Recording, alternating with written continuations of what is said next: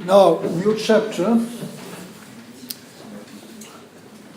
which is one of the most problematic, most difficult questions.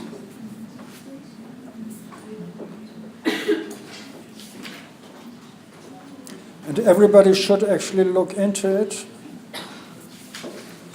because it is very important and very, I wouldn't say confusing, but it is difficult to find an answer.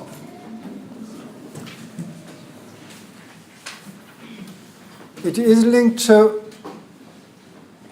what I said before.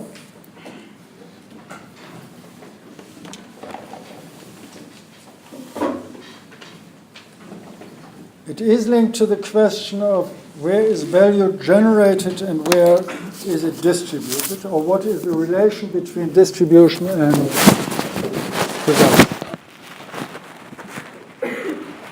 Now we are talking about it in a different perspective, namely the perspective of distribution and inequality.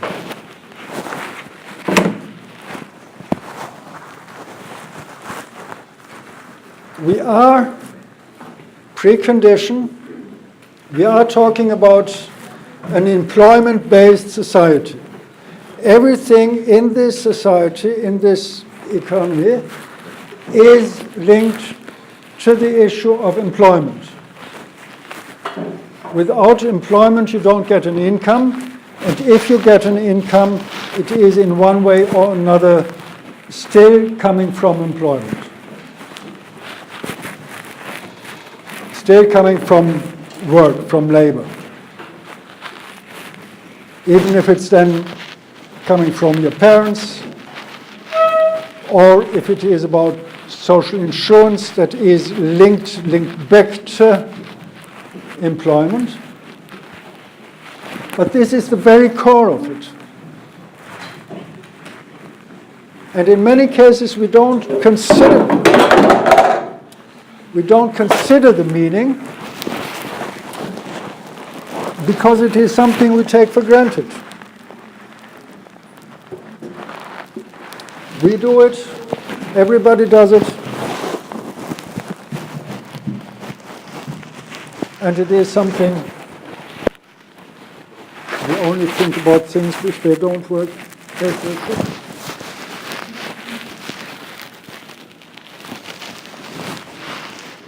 If we are getting unemployed, then we are thinking out, oh right, this is actually a difficult situation. It's not just that I don't have to go and cannot go to work, but I lose everything. The income, to some extent the meaning of life, because the meaning of life is as well how I link to other people.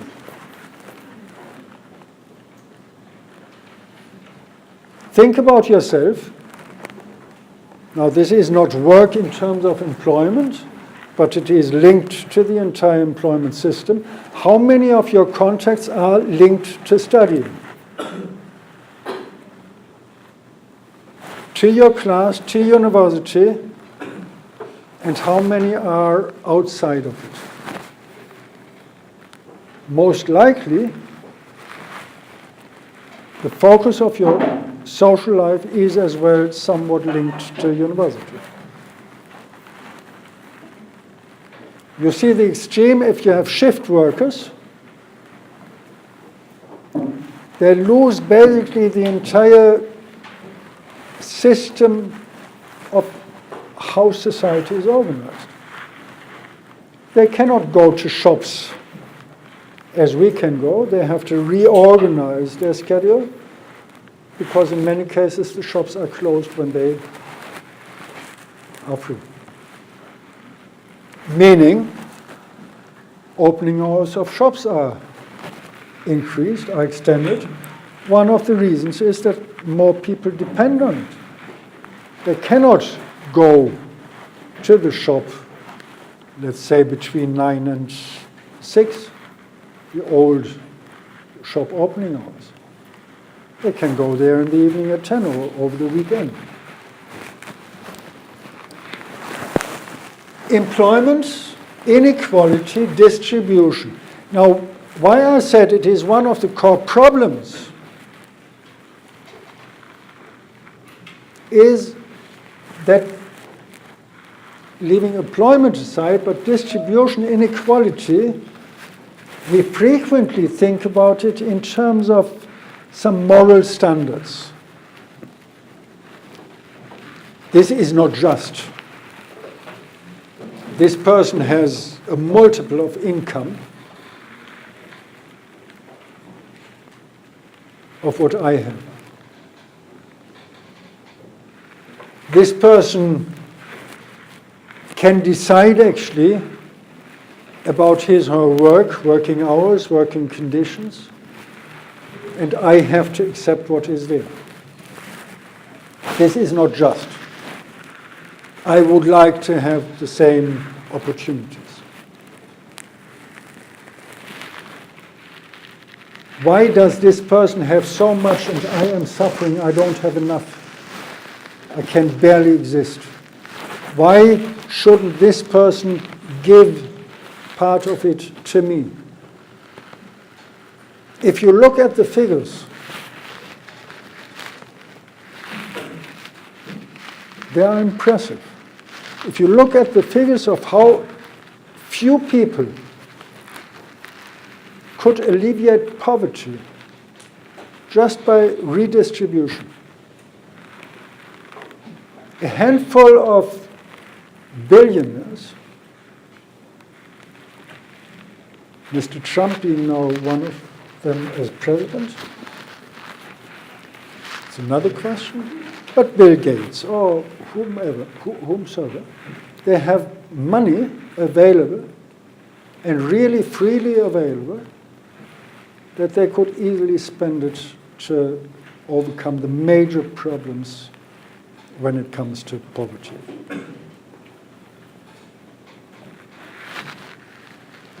And in many cases, they actually do it. You find many foundations, Bill and Melinda Gates Foundation. And I don't know what they do. They do many things. They do good things. At least good things as well. But there is no right for anybody to avail of what they are doing.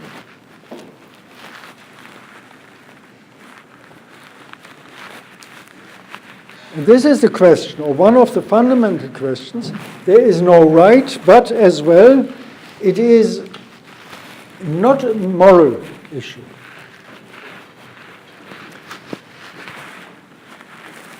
There you come to language that is not just the plunder, but it is something to remind us usefully when plunder has become a way of life for a group of men living together in society.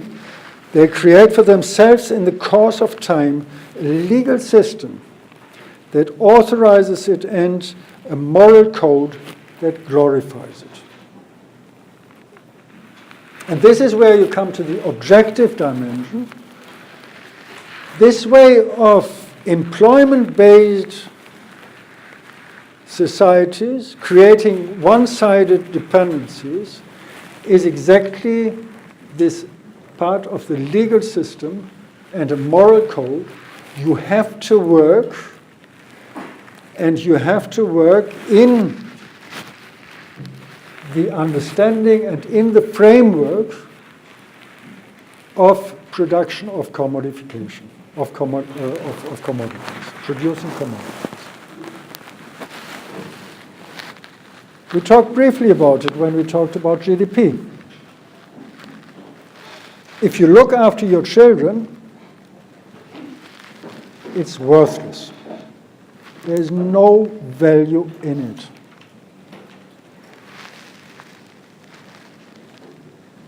It's just your private exercise, your private entertainment. If you do it, you work as nurse for a kindergarten, then it is valued. but only then. This is exactly the legal system and the moral code translated into economics. Or you can say as well the other way around. This employment-based commodifying enterprise is then translated into a legal system of contracts, labor contracts, other contracts, and a moral code.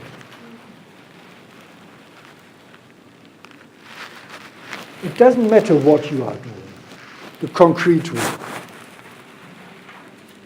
Generalized, general societal work matters.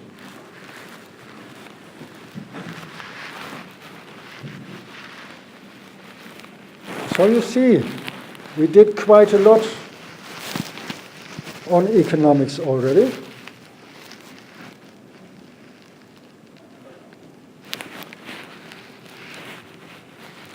And at the center of everything is time. How much time do we spend, and how much time is acknowledged as important when it comes to the definition of value, of economic value, of commodifiable value? And you have the different actors.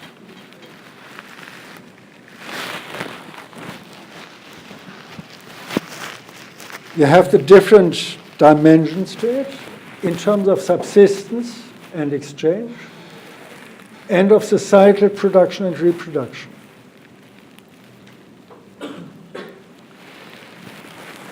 At the very beginning, we have basically only private households.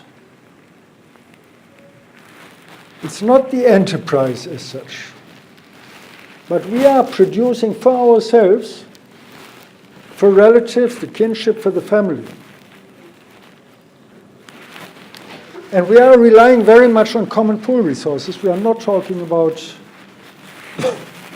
private property and commodity production.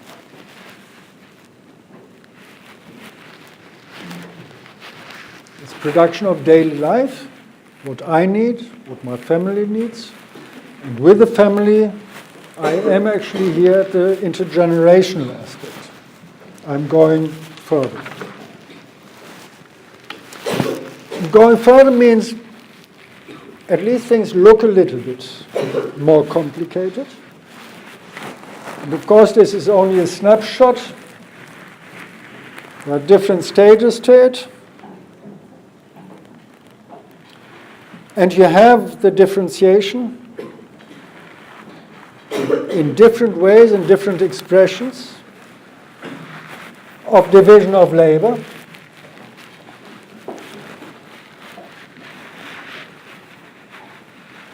Of different actors, like firms, joining the private household, the self-production. And you have increasingly the differentiation in terms of social groups. And what I actually mean with social groups is at least the start of classes. There are different ways of defining classes. You can look at the consumption side, the resources people have, but you can say as well you are looking at the control over the means of production. And then you have as well the different sectors, primary sector, secondary sector. First, it's not hugely differentiated, but at least you need a secondary sector providing some means that go into the primary sector. Agriculture, the main point, the central point, this is from where you get your food, and this is from where you get your shelter. A very simple life, a very simple system. But here you have actually the beginning of the average labor time, the societal time. First, it is just getting along. It doesn't really count because it is not exchanged. Here it is now exchanged. On the one hand, it is exchanged between private households and firms, employee and employers, beginning there, and it is distributed between the different sectors, primary and secondary sector. And of course, all this depends on nature, in particular in the primary sectors, on nature pure, if you want, the weather, the climate. And then there is this kind of business cycle. Beginning, following the entire process, beginning to be separate from nature or adapting to nature and transforming what happens in nature into the social process, into the process of production. It only looks as if it is getting more complicated. It doesn't. You have here exactly the system that emerging further with private households and firms. And now you have decisively the market production. And the market production, in a way, being the basis for why we use average labor time.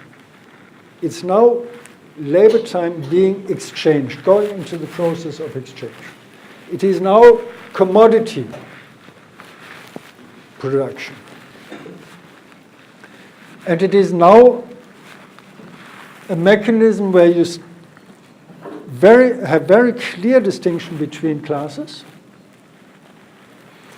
the employer and the employee, each having different control over the means of production, meaning there you find this differentiation between productive factors and you have as well the tertiary sector.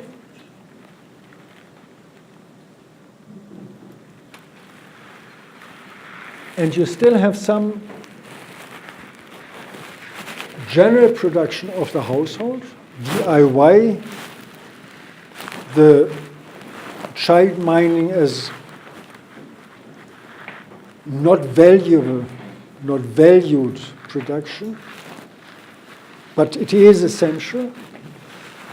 But more essential for the entire economy,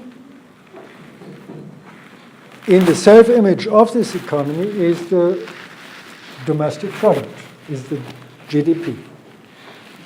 What is produced and how is it produced on the market for the market? What kind of exchange do we find there?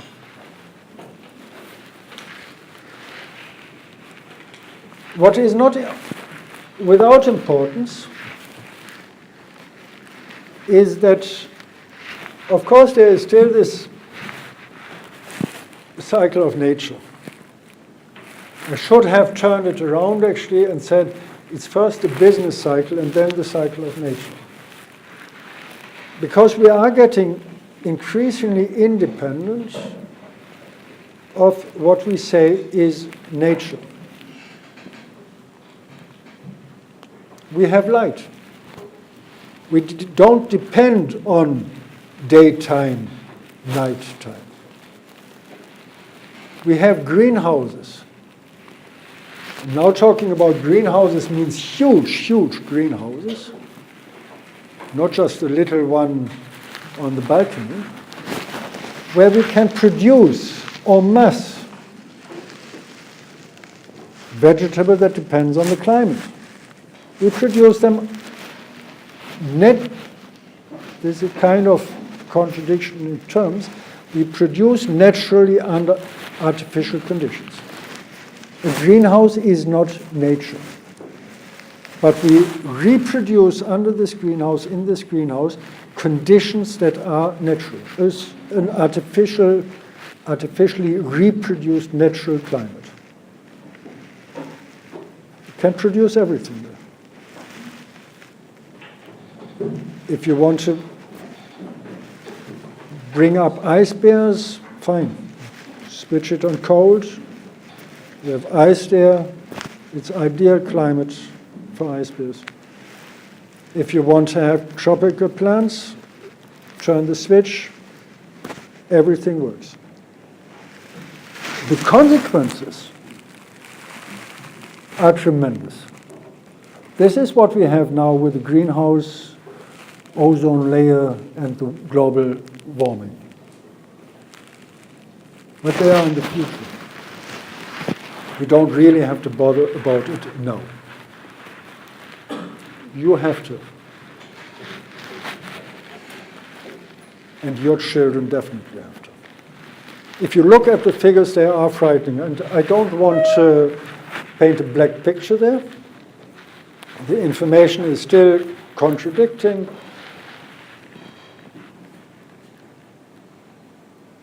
But the poor ice bears are actually suffering from heart attacks now. I read it the other day in the paper.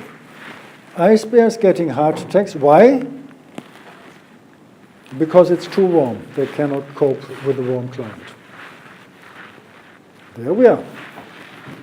Don't say you don't know any ice bears and you don't have a friend as ice bear. It still is relevant. So we have this shift, and we have, with all this, throughout history, throughout the development of these economic systems, of these mechanisms of division of labor, of class, of stratification, we always have this process of externalizing. Somebody else pays. Somebody else pays for the profit I make. Be it an individual, be it a class, be it another region on this planet or whatsoever. Subsistence and exchange is getting less and less important, and with this actually as well the character of goods is as well changing. Alienation. We have products, we don't know actually what their real value is. We only measure them as market value. So all these schemes are basically behind this. Capital is depreciated.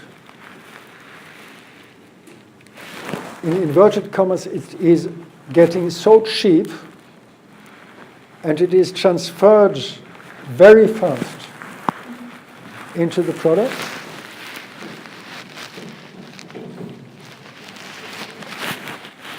And labor is still appreciated because this is where value is really created.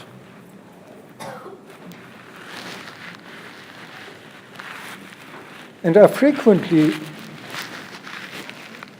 kind of think, how is it possible actually that we find in many countries the lowering of wages, especially in the so-called advanced capitalist societies, you find a huge drop in wages, be it the immediate wages, be it the social wages, be it the old age pensions, and. People get less money, and still can survive. How do they manage? One of the reasons is that the purchasing power is changing as well, and that you get many markets, supermarkets, where products actually are sold for prices that still make a huge amount of profit, but that are very low. Again, if you look at what is in it, what you get for it. As I said, a computer that was not affordable at all is now in one of these supermarkets offered for a special price. The same with clothes. Of course, you can still go to the proper shop, craftswork made manually for you, or you buy something where you see the quality is not as good, but it looks nice, you buy it. And sometimes it's enough what we see because we don't see the details. And then, of course, you have this moral or immoral thing. That's a business in its own terms. That, what was the name? Lacoste. I don't know the details about this, but Lacoste is apparently one of the leading brands and has a little crocodile. Now think this is a crocodile, imagine. And the problem with the crocodile is if you look at the real original Lacoste, let's say it looks this way, and then you have a faked one with the tail down, and you have another faked one that is actually looking into the wrong direction. The expert knows. But I would only see a crocodile and say, yeah, it's Lacoste. And Lacoste being the image for something good. And there is an entire market. As I said, iPhone 7, it's not an iPhone 7, but it looks like. You look into many of the supermarkets, food, and I know it by accident. You have the coffee, I know from coffee, and I know actually from some no-name biological products. They are brought to different places under different labels. So you have the same coffee, you have the same product, biological product, going here for a higher price to the shop that is not a supermarket or not a discounter. And you have the same product going with a different label to the other discounter, and you pay half of it. Of course, this is a moral or immoral thing, but this is how the market works. So purchasing power is, meaning what you can buy for it, is depending as well on the market. It's not just the objective figure behind it. And we have with all this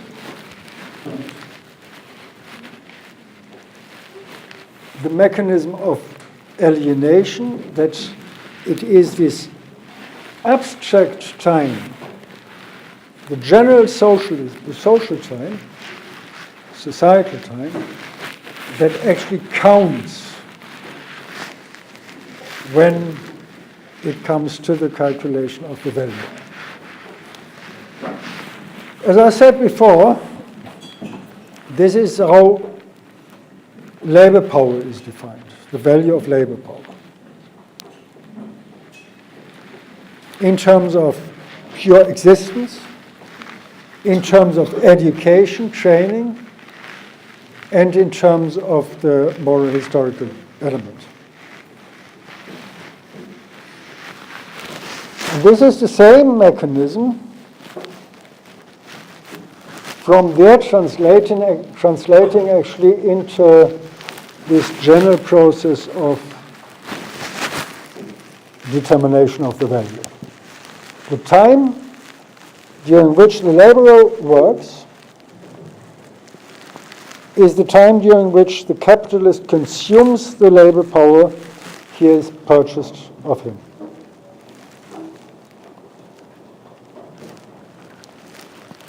And if you read this sentence very carefully, you will see one important thing.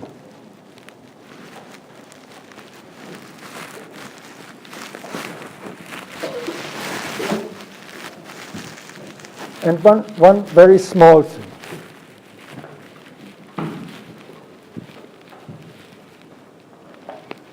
Look at the first line and look at the third line.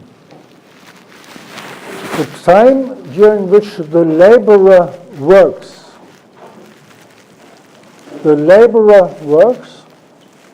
and then you read the labor power he has purchased. This is not the same thing. The laborer works, this is, if you want concrete work in this sense of, at least of somebody works, does work, is working.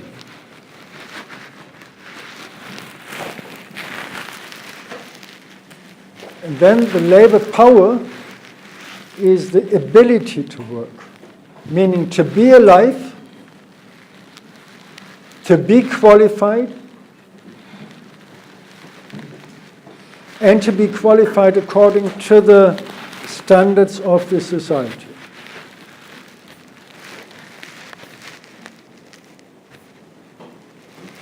This is important as well. You can be qualified, but if you are not qualified according to the standards needed, accepted, then it's useless.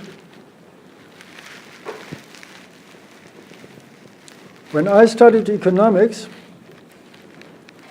I did this as a second or third studies. I first studied others. Then I came, being old, with 27 or something, I went back to university. I studied economics. And then I saw my classmates working with calculators. And I said, what is this? This is interesting. These had been little computers. They did the same stuff I did and I learned with this huge computer which filled a room like this. They have had it about this size. I didn't know how to use this. And then I said, but I can do the same. I know the punch cards and what? No idea. This kind of computer I knew was not known to them. And today, I guess most of you won't know really what these old computers are. I don't know actually if they still exist. Well, in museums they will. So it is the labor power, the ability to work, it's different from the actual work. The labor power, the ability to work, the power to do something, qualification, physical power, and an end, and the actual labor, the execution of the work. And then we come back to the different things, bringing the different things together we talked about. It is the abstract labor, the time invested, which is individual, but it is social time as well. It is the knowledge we have. And this knowledge is social knowledge. We know how to write. We know how to hide when we are playing on the computer during lectures or doing other things. You know it, I know it, I don't bother.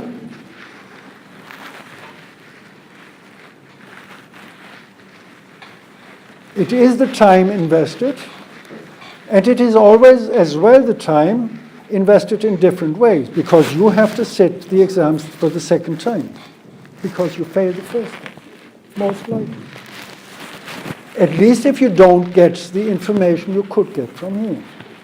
This is one of the problems of time. So spend the time where you can do it instead of failing and failing at another stage. Time invested where it is appropriate. Economic activities, we are not talking about the individual product, the individual result, but we are talking about the aggregate. The overall production in a society that is coming together with the different times, different abstract times. Because we are not interested in the individual products, but we are interested in the commodities, in what is there in terms of commodities. And coming briefly back to GNP. We see even the production of waste as something positive,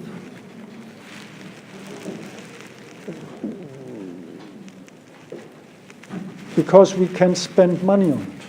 We spend money producing it, and we spend money on doing something with it, waste disposal.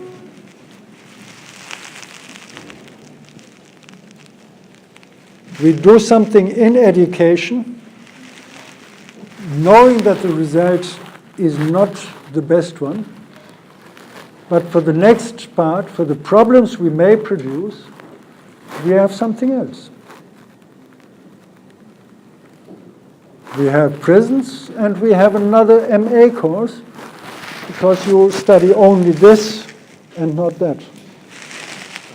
We don't have proper childcare, but then we may need prisons, because nobody looks after the children.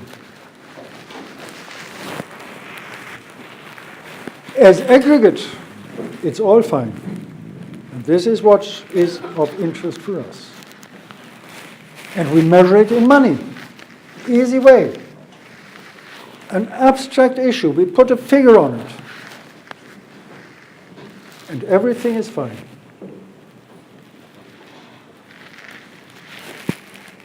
We don't see the value of 1 billion. We know it's a huge amount of money. Be it 1 billion yuan, be it 1 billion euro, be it 1 billion US dollar, or pesos, or whatsoever. But what does it mean? Nothing. If we know this is the equivalent of, I don't know, 1,000 cars, 1,000 high-end computers, I don't know how many houses or jackets, something we can use, then we have an idea. Then we can say, yes, actually it is too much or not enough. We need more houses of this quality, or we need more clothes, less clothes. 1 billion doesn't say anything.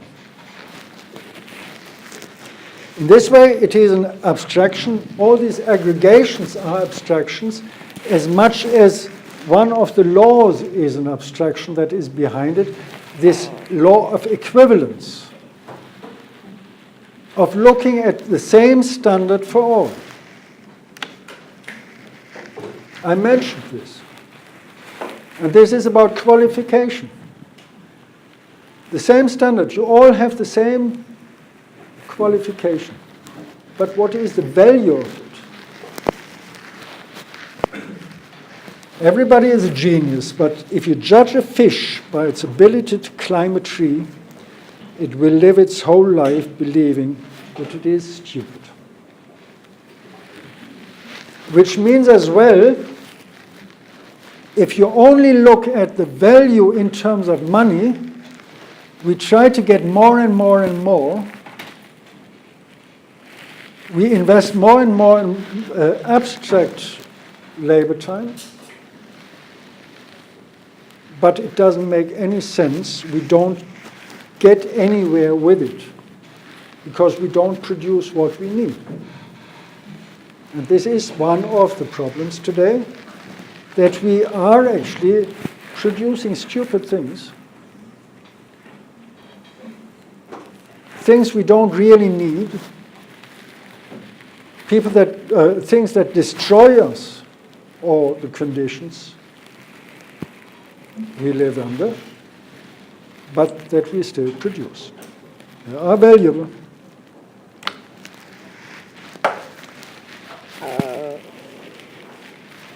And then we come to this thing of unemployment. There we have the same problem, in a way, behind it. We are looking at the form. We are not looking at what people are doing, what they are producing, actually, but we are looking at abstract labor, labor power that can be sold on the market, and this is what counts. This is what brings you an income. If you cannot sell it on the market, or if you do not sell it for whatever reason, bad luck. You won't get anything. You may get somebody who says, but it's really great what you do. It looks nice. I think it's valuable. But at the end of the day, you will be starving. You won't get an income. This is what employment is about. It is not about the work, it's not about the concrete work, it's not about the outcome, but it is about what you can sell on the labor market. Now we have something, it's another fundamental issue, and it is linked to exactly this, coming from in economics, meaning in economic thinking, economics as theory, we have exactly this tension between we value something subjectively. Your neighbor saying this is really great. I really love it. Or I think it is really very important that you do this and that. As long as it is not possible to translate it into abstract labor, you have a problem. And this is where we will continue then next time. Thank you.